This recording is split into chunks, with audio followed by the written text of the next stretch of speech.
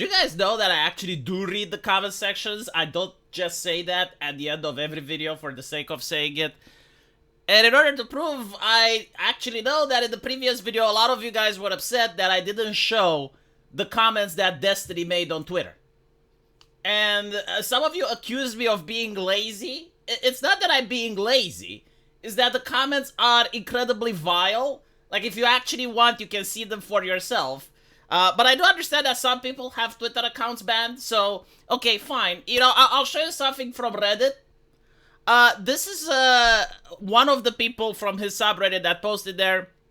It's an established member. It's not like someone just made an account and posted this.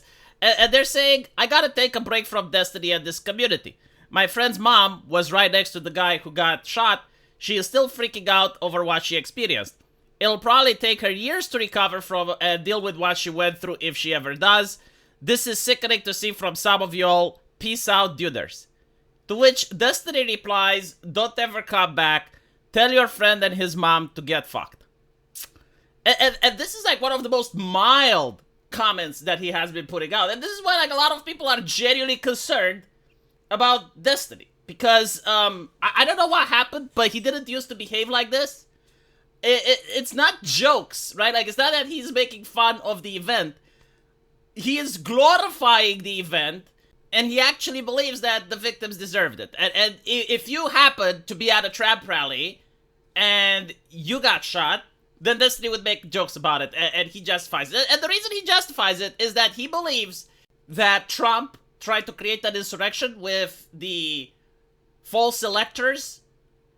Which, by the way, would have been solved by the courts. Like, there's no way that Trump would have won the elections with that shenanigans. But, again, Destiny believes that this action now causes Trump to be against democracy, and anything that happens to him is justifiable. And it's not just Destiny, it's all of the people that agree with him. And you want me to believe that people who think that political assassination is justifiable are also the type of people that are concerned with the sacredness of the elections, and they wouldn't cheat in an election. That is where they draw the line, right? Like that is the one thing that they won't do. But other than that, not only are people like Destiny justifying political assassinations, but if you happen to be in the crowd and you get shot, Destiny thinks that's justifiable. So I don't understand what democracy means to people anymore. Like, my understanding is that in a society you have people with grievances. Like, they complain about things and they select a representative to carry out their grievances and to make laws and legislations based on those grievances.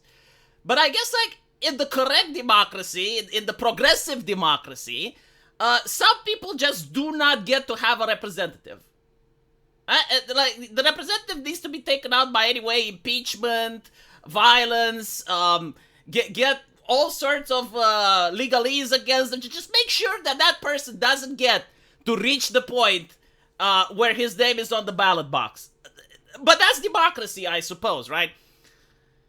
So, his tweets have become more and more unhinged. Again, I'm not showing them, not because I'm lazy, but simply due to the fact that they're absolutely vile.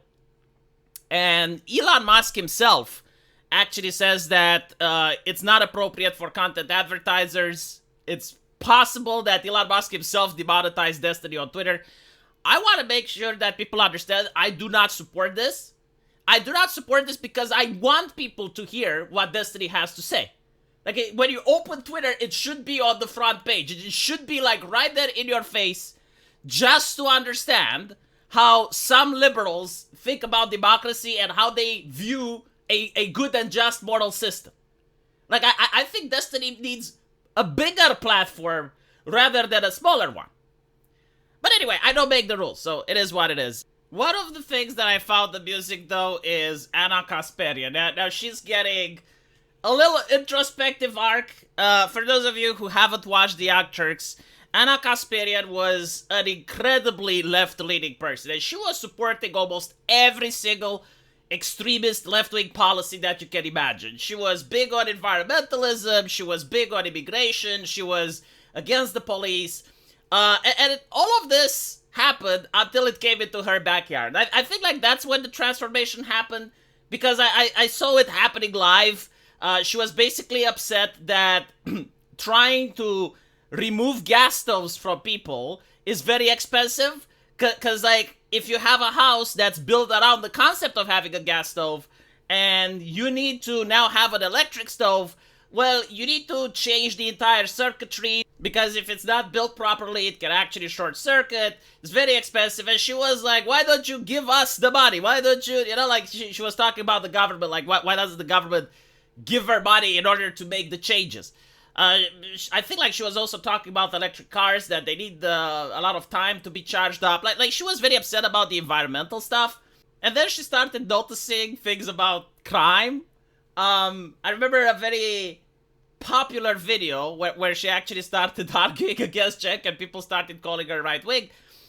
If I remember the case exactly, it was a guy that chopped up an old lady. And when the police went there, they said that the place is now uninhabitable because of all the blood that they saw. And the guy gets out on no bail a couple of days later.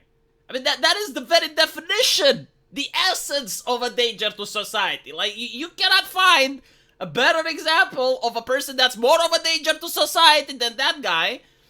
And, Anna was absolutely appalled. And she was like, well, how can this happen, right? So she's noticing things. She doesn't like it that it's happening in her backyard. And it's like now she's getting a couple more right-wing takes. And 2 days ago, she posted this, saying that Sean O'Brien RNC speech tearing corporate elitists apart right now is amazing. How many reluctant GOP establishment elites are dying inside right now? And Destiny goes like, none of them are, Anna, because Trump isn't going to do fuck all to any of these giant corporations, and all of them know it. So Anna goes like, I say this earnestly because your behavior has been manic on here lately. I think you need to log off. You're spiraling. It was a great speech. And she's right? Like, she's not saying that things will change or not, but the speech itself is good, and the speech is important because the voter hears about it, and then the voter can actually make some change. I mean, that is why they even have speeches to begin with. If speeches wouldn't matter, if the voter wouldn't matter what he does, there wouldn't be any speeches, there wouldn't be any censorship on the internet, there wouldn't be any manipulation in the media. The people that tell you that it doesn't matter, they're wrong. There are billions of dollars involved into making sure that people get the correct message. So, when you get a speech like this, it's actually good. Right now, whether things will change or not, whether Trump is going to do things against big corporations or not, that's a different story. But Anna Kasparian is right. It was a good speech. And she's also right that Destiny has been manic lately. Again, posting the most bizarre stuff, the most disturbing stuff. And the reason it's disturbing is not because Destiny says it. Like, it's not disturbing because someone says edgy shit on the internet, because I can say edgy shit as well. The disturbing stuff is that there is a big chunk of the population that believes if you are a Trump supporter, you are not worthy of any consideration. To the point where your life doesn't matter. That is the scary stuff. It's not Destiny. It's that there are a lot of people that believe this. And the question is, like, how can you have a democracy when your fellow citizen doesn't believe that you have a right to live? It's just, like, very bizarre, right? So this is why people are concerned about what's happening. And Destiny responds to Anna saying, oh no, we can compare our political career with yours and see who's spiraling. It's literally like the no you argument. But yeah, Anna is going around and she is defending the speech, saying that we all know Trump is winning, whether Senator O'Brien spoke at the RNC or not.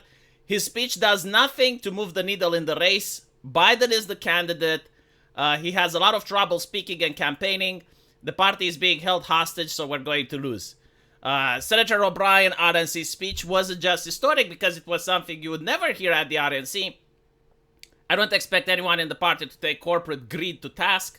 That didn't happen historically, and it won't happen now. I do expect workers to do it through unionized labor. So she's still a left-wing person, but like she can appreciate when she sees a good speech on the other side. And I too have many times pointed out to a left-leaning person that had a good speech, and I said, yeah, you know what, they're right. Like, for instance, when Elizabeth Warren was saying that social media has too much power and the way they're censorshiping is disturbing, I was like, yeah, you know, like, she's right, she's right. When she analyzed the American economy and she said that the pivotal point in America was when you couldn't have a household with kids with just one income, I was like, yeah, no, that's a fair point. Like, there used to be a time when only one person could work and they would have enough money in order to support a family of two. But that's not happening anymore. When you had Democrats that were supporting the right of repair, I was like, yeah, no, like, this is a good speech. Yeah, sure. But, like, for some reason, people like Destiny now, they just do not want to admit that there can be any good ideas or speeches coming from the right. This is the quintessential definition of a bigot. Their universe is right-wing bad, left-wing good. So anything that the right-winger says or does is inherently evil. You can even change the words. You can say right-wing evil, left-wing good, and that is their worldview. And when they see someone like Anna that has nuance, like, she's still a leftist, she still votes left, but, like, she can at least look at right-wingers and say, yeah, you know what, like, I agree with this. People like Destiny don't like that. Anyway, regarding Destiny, I am genuinely, you know, like, a lot of people say this, and it comes off as patronizing, but this is coming from the heart. I unironically believe this. Like, people who spoke with me in private know, I am genuinely concerned for him. And it is disappointing to see, because I did like that Destiny was a rational left-wing person that you can have a normal conversation with, and it was pleasant to watch some of his streams. I do watch left-wing content because I need to know what left-wing people are saying.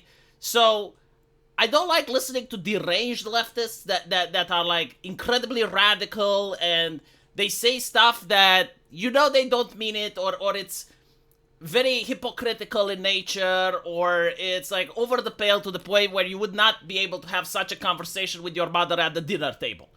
And unfortunately, Destiny is moving towards that angle, where I don't think, like, anything he can say now is going to appeal to the moderates. It's like, if you're genuinely saying that, okay, so a firefighter passed away, and then you're victim blaming him, and you're calling him a retard, and you're using all this vile stuff, I don't know, like, I guess you're just another edgy leftist now. And I don't know why he is like this. I don't know why he behaves like this. Maybe he had, like, personal issues in his life that affected him. Maybe he's not in a good place, but I hope that he manages to get through this. Like, hopefully after the election, he's going to calm the fuck down, and he's going to be more rational. It's quite possible that people like him are very disenfranchised, because on one hand you have Joe Biden, which obviously people saw since the debate, he's not in full control of his cognitive abilities, and the Democratic Party is stuck with him. They can't replace him. They know that this is going to lose them a lot of votes. And then you also see what happened with Trump and how he raised in the polls. And people are almost comparing this with divine-like intervention. So, like, there's a huge Christian rise on the right, like a huge Christianic aspect there. And they kind of know, okay, well, not only are we going to lose the elections, but the culture is definitely going to swing.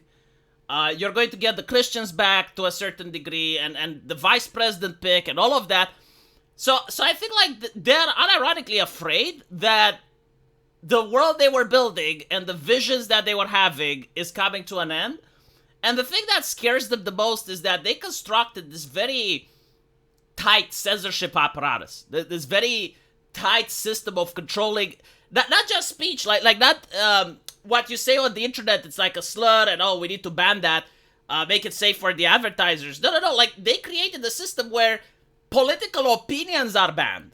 Like just disagreements. Like, we saw this during the pandemic. Like, if you disagreed with the government mandates, you could lose your social media account.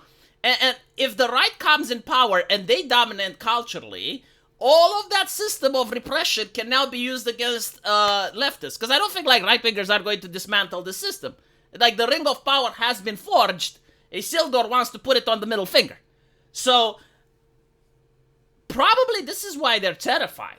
Because like they realize that all of the authoritarian institutions that they created can now be co-opted by right-wingers. One of the reasons they fear Christianity is that it's an ideology that is not rational. A lot of people say, well, I believe this because it's in the Bible. They don't really have to argument further. They don't really have to justify further. Or I believe this because my priest said so, right? Like if you live in a very religious community, you have heard these claims. So a leftist that goes, it's like, where's your sauce? Sauce. Do you have a sauce? That you just can't, right? So like they lose the conversation if like a lot of religious people gather and they're like, no, like I'm doing this because God says so, right? There's no other argument you can use. So, yeah, like, all of their rhetoric, all of their talking points, everything like that goes out the window. They would have to reset back to atheism. They would have to reset back to trying to dismantle Christianity. So I think, like, this is what really scares them. It's not about Trump. It's not about democracy. It's just the fact that there's the rise of the new culture. Like, you see a lot of Zoomers on TikTok that are talking about this. Anyway, I probably went on a lot more than I would have preferred in a video. But I will go on a live stream and I will talk more in depth about what I think is happening with the culture. And hopefully I'll see you guys there. Take care.